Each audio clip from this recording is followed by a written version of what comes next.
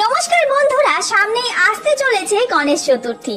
স্কন্দ পুরাণ মতে ভাদ্র মাসের শুক্লপক্ষের চতুর্থী তিথি সিদ্ধিদাতা গণেশের জন্মতিথি।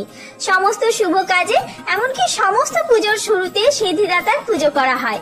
সিদ্ধিদাতার আশীর্বাদে সমস্ত কাজে সফলতা আসে। সৌভাগ্য, সমৃদ্ধি এবং বুদ্ধির দেবতা হলেন শ্রী গণেশ। শ্রী গণেশ সিদ্ধিদাতা, অর্থাৎ সকল কাজে সফলতা প্রদান করেন তিনি। তাই চলুন বন্ধুরা, আজকের ভিডিওতে আমরা জেনে নেব এই বছর অর্থাৎ 2025 সালে গণেশ চতুর্থী কবে পালিত হবে।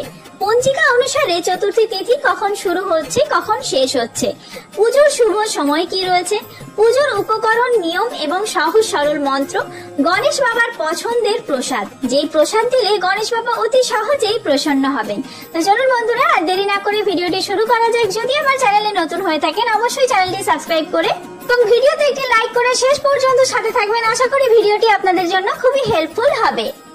ভিডিওর মূল পর্বে যাওয়ার আগে প্রত্যেক দর্শক বন্ধুরা সিদ্ধিদাতা গণেশকে স্মরণ করে কমেন্ট বক্সে লিখুন ওম গাং গণেশায় নমঃ। ভিডিওর শুরুতেই আমরা জেনে নেব যে এই বছর গণেশ চতুর্থী কবে পালিত হবে। ভাদ্র মাসের শুক্লপক্ষের চতুর্থী তিথি সিদ্ধিদাতা গণেশের জন্মতিথি। বিশ্বাস করা হয় যে এই দিনে শ্রী গজানন অর্থাৎ গণেশ বাবা আশীর্বাদ দানের উদ্দেশ্যে মর্তে আগমন করেন। বিশ্বাস এবং ভক্তি ভরে উপাসনা করলে সিদ্ধিদাতা গণেশের আশীর্বাদ পাওয়া যায়।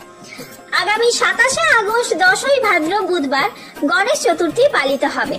চতুর্থী তিথি শুরু হবে 26শে আগস্ট 9ই ভাদ্র মঙ্গলবার দুপুর 12টা 53 মিনিটে।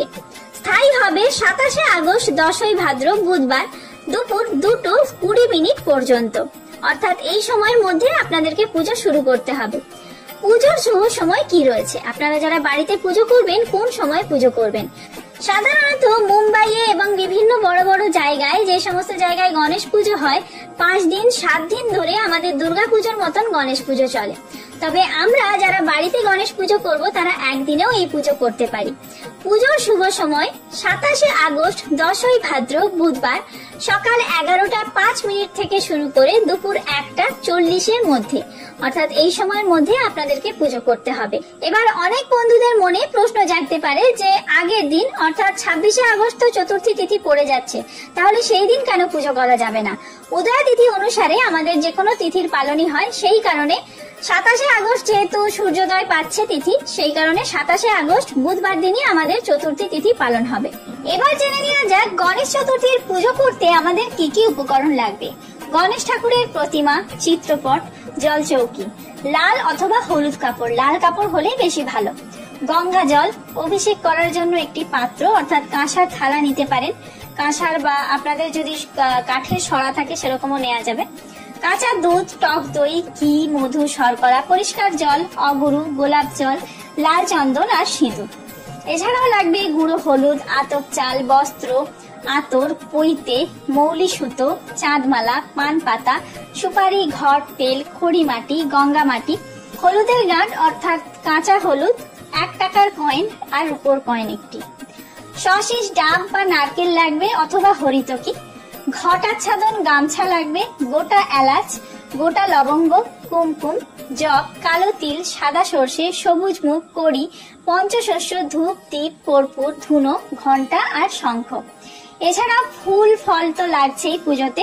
ফুল, ফুলের মালা, এক্ষেত্রে আপনারা লাল জবা ফুলের মালা গণেশ বাবাজিকে অর্পণ করতে পারেন আর অন্যান্য ফুলও আনবেন। এরপরে লাগছে দূর্বা, বেলপাতা, আম পাতা, তুলসী পাতা। তুলসী পাতা গণেশ বাবাজিকে অর্পণ করা হয় না, কিন্তু গণেশ পুজোর সময় নারায়ণকে এই তুলসী পাতা অর্পণ করা হয়।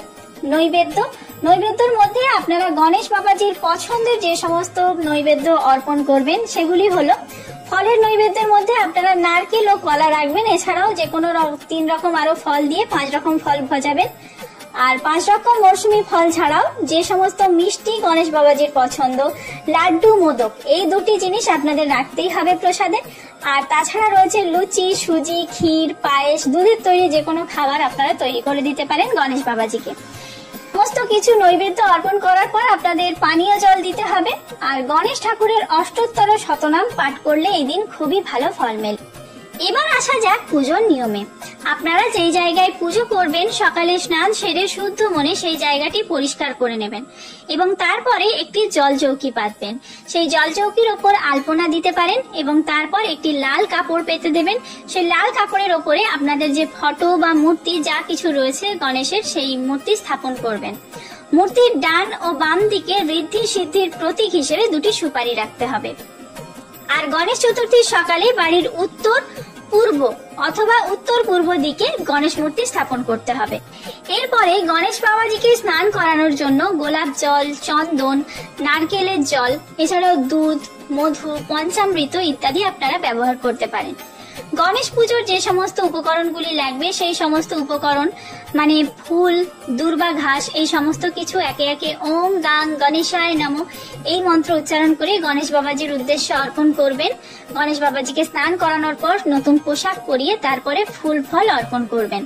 ফুল আর ফলের নৈবেদ্য অর্পণ করার পর গণেশ বাবাজির যে মিষ্টান্ন এনেছেন সেই মিষ্টান্ন অর্পণ করবেন এবং ধূপ দ্বীপ সহযোগে আরতি করবেন। আর একটি মন্ত্র জপ করবেন, ওম গাং গণেশায় নমঃ। এই মন্ত্রে মনে মনে 108 বার জপ করলে খুবই ভালো, যদি তা না পারেন 3 বার জপ করলেও হবে। এবার অনেকের মনেই প্রশ্ন আছে, যারা গণেশ পুজো করবেন তারা উপবাস করবেন কিনা। গণেশ পুজোর আগের দিন আপনাদের নিরামিষ আহার গ্রহণ করতে হবে, অর্থাৎ পেঁয়াজ, রসুন, মাছ, মাংস এই সমস্ত খাবার খাওয়া যাবে না। আর যেই দিনকে আপনারা গণেশ পুজো করছেন সেই দিন অন্ন গ্রহণ না করলেই ভালো। আর নিরামিষ আহারের সাথে সাথে আপনাদেরকে সৈন্ধব লবণ খেতে হবে। নর্মাল যে লবণ আপনারা খাই সেই লবণ খাওয়া যাবে না ওই দিন। তো বন্ধুরা, আজকের ভিডিওটি এই পর্যন্তই। ভিডিওটি হেল্পফুল হয়ে থাকলে বন্ধুদের মধ্যে অনেক বেশি শেয়ার করবেন।